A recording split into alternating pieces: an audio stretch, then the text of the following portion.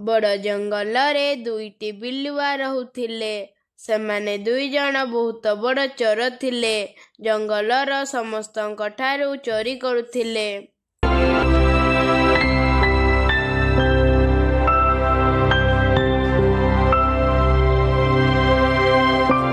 ଥରେ ତାଙ୍କ ପାଖକୁ ଚିଙ୍କି ଚଢ଼େଇ ଆଉ ବୁଲବୁଲି ମାଉସୀ ଆସନ୍ତି।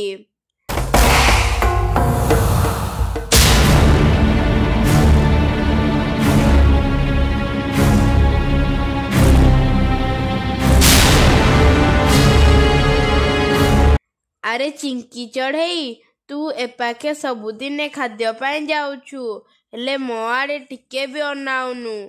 ଆରେ ବିଲୁଆ ଭାଇ, ଜଙ୍ଗଲର କେଉଁ ପ୍ରାଣୀ ତମକୁ ପସନ୍ଦ କରୁନାହାନ୍ତି?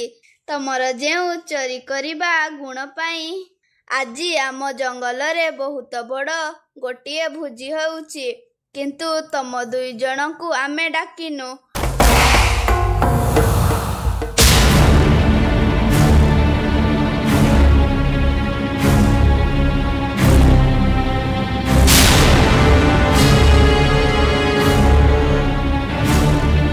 ଆମ ଜଙ୍ଗଲର ସିଂହ ମହାରାଜ କହିଛନ୍ତି ତମ ଦୁଇ ଜଣଙ୍କ ସାଙ୍ଗେ କେହି କଥା ନ ହେବା ପାଇଁ ଆଉ କେଉଁ ଭୋଜିକୁ ନ ଡାକିବା ପାଇଁ।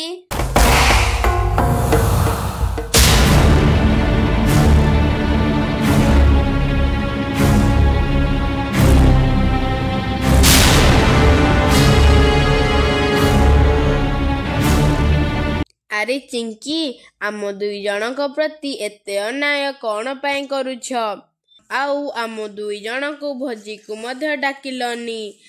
ଆରେ ବିଲୁଆ, ତମେ ଦୁଇ ଜଣ ଅଳସୁଆ ନ ହୋଇକି କାମ କର ଆଉ ୟା ତା ଘରୁ ଚୋରି କରନି। ଦେଖିବ ସିଂହ ମହାରାଜ ଆଉ ଜଙ୍ଗଲର ସବୁ ପ୍ରାଣୀ ତମକୁ ଭଲ ପାଇବେ ଆଉ କଥା ହେବେ।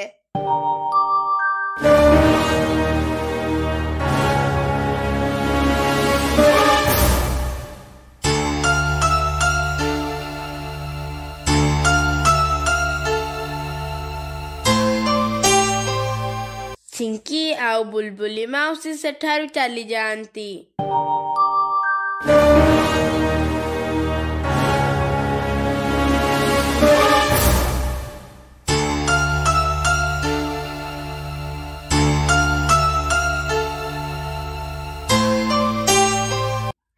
ଆରେ ସାଙ୍ଗ, ତୁ ଚିନ୍ତା କରନି ଆଉ ଭୋଜି କଥା ଭାବନି।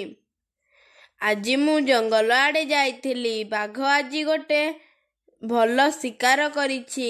ସେ ତ ଭୋଜି ଖାଇବାକୁ ଯିବ। ଆମେ ଦୁଇ ଜଣ ତାର ଗୁମ୍ଫାକୁ ଯାଇ ସେସବୁ ମାଂସ ଖାଇବା ଆଉ ଆମେ ମଜା କରିବା।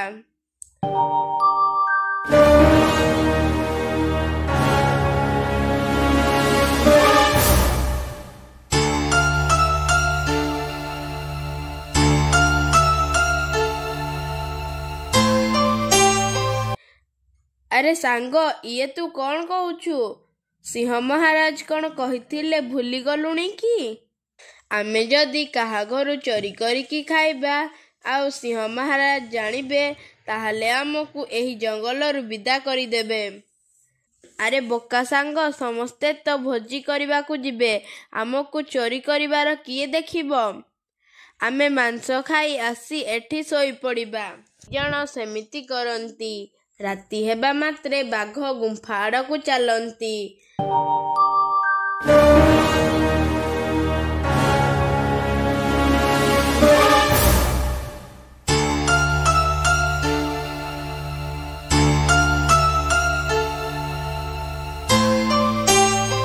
ଆଉ ବାଘ ଗୁମ୍ଫାରେ ଥିବା ମାଂସ ଖାଇବାକୁ ଲାଗନ୍ତି। ଆହା ସାଙ୍ଗ, କି ଶାନ୍ତି! ସେମାନେ ଭୋଜି କରୁଥାନ୍ତୁ, ଆମର ତ ଏଠି ଭୋଜି ହୋଇଗଲା। ଚାଲ ଚାଲ, ଆମେ ଏଠାରୁ ଚାଲିଯିବା।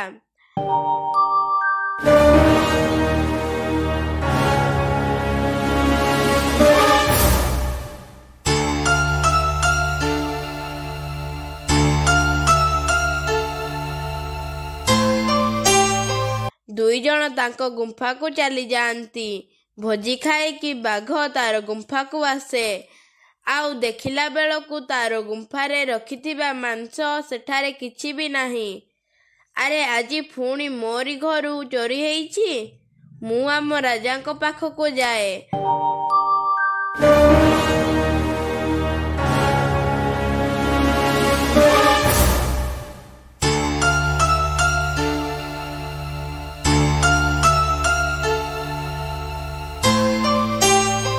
ତାହାପରେ ବାଘ ସିଂହ ମହାରାଜାଙ୍କ ପାଖକୁ ଚାଲିଯାଏ।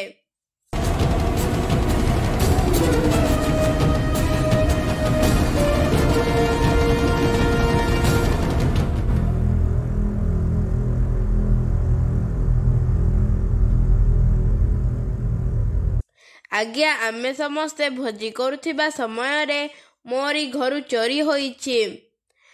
ମୁଁ କାଲି ପାଇଁ ଖାଦ୍ୟ ମୋରି ଗୁମ୍ଫାରେ ରଖିଥିଲି।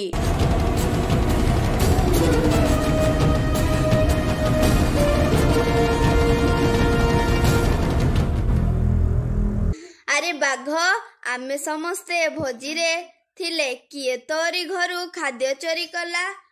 ଆଜ୍ଞା, ଆମେ ସେହି ଚୋର ବିଲୁଆ 2 ଜଣଙ୍କୁ ଭୋଜିକୁ ଡାକି ନଥିଲେ। ତାଙ୍କ ଛଡ଼ା ଆଉ କିଏ ଆମ ଜଙ୍ଗଲରୁ ଚୋରି କରିବ? ଆରେ ବାଘ, ହଁ ତୁ ଠିକ୍ କହିଛୁ।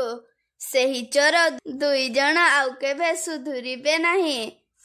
ଆଉ ସେମାନେ 2 ଜଣଙ୍କୁ ଏହି ଜଙ୍ଗଲରୁ ବାହାର କଲେ ମଧ୍ୟ ସେମାନେ ଅନ୍ୟ ଜଙ୍ଗଲକୁ ଯାଇ ଚୋରି କରିବେ। କହ, ସେମାନଙ୍କୁ ଆମେ କ'ଣ ଶାସ୍ତି ଦେବା? ଆଜ୍ଞା, ତାଙ୍କ ଯୋଗୁଁ ଆମ ଜଙ୍ଗଲରେ ସମସ୍ତେ ଡରୁଛନ୍ତି। କାହା ପିଲା ପାଇଁ କିଏ ଖାଦ୍ୟ ରଖିଥିଲେ ମଧ୍ୟ 2 ଜଣ ଚୋରି କରୁଛନ୍ତି। ମୁଁ ଭାବୁଛି ସେମାନଙ୍କୁ ଆମେ ମାରିଦେବାଟା ଠିକ୍ ହେବ, ଯେମିତି ସେମାନେ ଅନ୍ୟ କେଉଁଠିକୁ ଯାଇ ଚୋରି କରିପାରିବେ ନାହିଁ।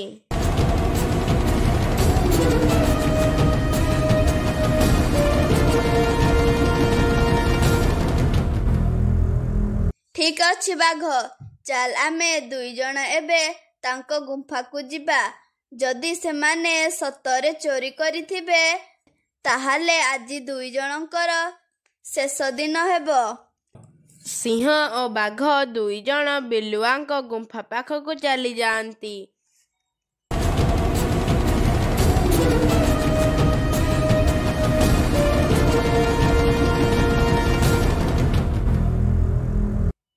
ଆରେ ସାଙ୍ଗ, କି ମଜା ଲାଗିଲା କିରେ? ସେହି ବାଘ କାହାକୁ ଶିକାର କରିଥିଲା କେଜାଣି, ସେହି ମାଂସ ବହୁତ ଟେଷ୍ଟ ଲାଗିଲା। ଆରେ ସାଙ୍ଗ, ମୋତେ ଯାହା ଲାଗୁଛି ସେଇଟା ହରିଣ ମାଂସ ହୋଇଥିବ, ନହେଲେ ଏତେ ଟେଷ୍ଟ ଲାଗିବନି। ଆରେ ସାଙ୍ଗ, ଯାହା ହେଉ, ବାଘ ପାଇଁ ଆଜି ଆମେ ହରିଣ ମାଂସ ଟିକିଏ ଖାଇପାରିଲେ। ନହେଲେ ହରିଣମାନେ ଏତେ ଜୋରରେ ଦୌଡ଼ୁଛନ୍ତି ଯେ ଆମେ ସେମାନଙ୍କୁ ତଡ଼ି ପାରୁନାହାନ୍ତି। ଯାହା ହେଉ, ଆମେ ବସି ବସି ହରିଣ ମାଂସ ଖାଉଛନ୍ତି। ଆମକୁ ପରିଶ୍ରମ କରିବାକୁ ପଡ଼ୁନି।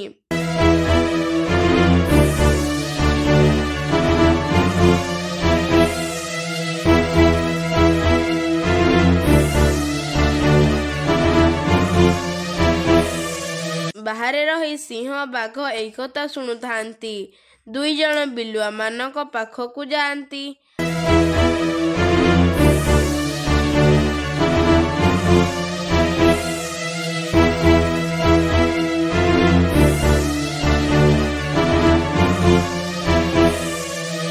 ଆରେ ଏ ଚୋରମାନେ, ତମେମାନେ କେବେ ସୁଧୁରିବ ନାହିଁ।